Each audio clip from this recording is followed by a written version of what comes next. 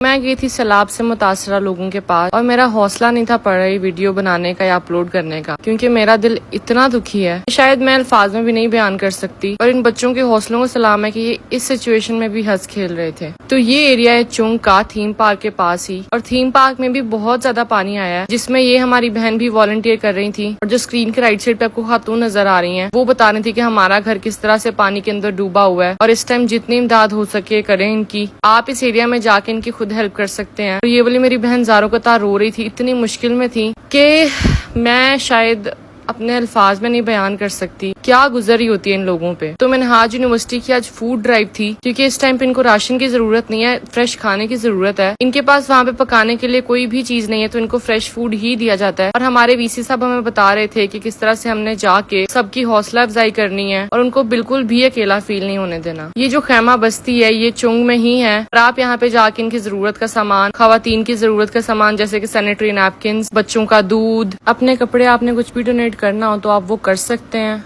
मैंने जिंदगी में पहली मर्तबा खैमे देखे हैं, मुझे अंदाजा नहीं था कि लोग किस किस सूरत हाल में रहते हैं।